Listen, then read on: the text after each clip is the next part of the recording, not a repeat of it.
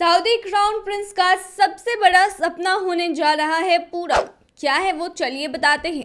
नमस्कार, मैं हूँ प्रिया झा और आप देख रहे हैं डेली सऊदी न्यूज। खबर शुरू करने से पहले एक जरूरी सूचना आपको दे दें कि अगर आप सऊदी में फंस गए हैं, कफील आपको छोड़ नहीं रहा है, आप परेशान हैं, वापस अपने घर लौटना चाहते हैं, तो घबराए नहीं, स्क्रीन पर दिए गए नंबर पर कांटेक्ट करें।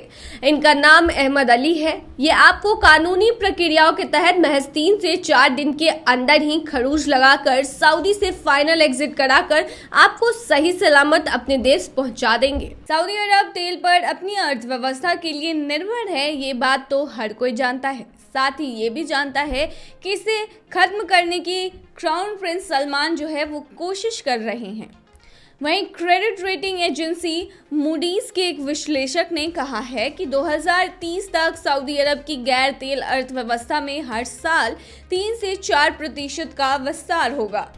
विश्लेषक ने कहा है कि 2030 तक सऊदी की सकल घरेलू उत्पाद में गैर तेल अर्थव्यवस्था का योगदान 56% हो जाएगा।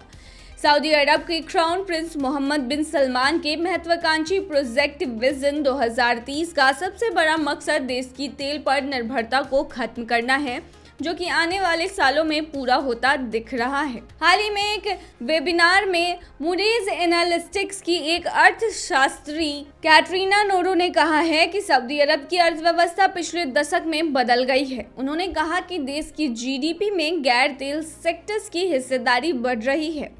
उन्होंने कहा, हमारा अनुमान है कि सऊदी अरब की गैर तेल अर्थव्यवस्था 2030 तक सालाना 3% से 4% के बीच बढ़ेगी।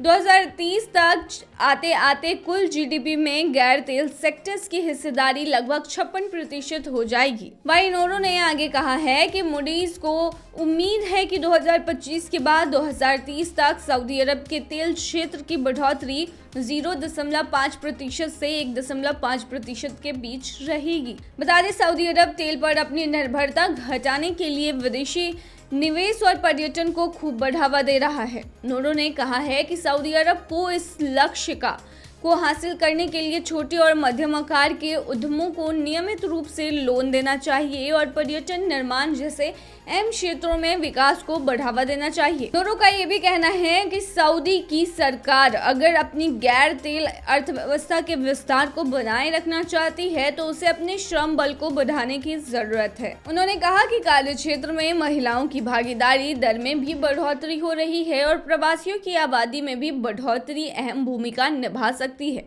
इससे सऊदी की श्रम शक्ति भी बढ़ेगी, निजी यानी कि प्राइवेट और गैर तेल सेक्टर्स का विस्तार भी होगा। तो ये थी तमाम जानकारी। बने रहिए ऐसी खबरों के लिए डेली सऊदी न्यूज पर।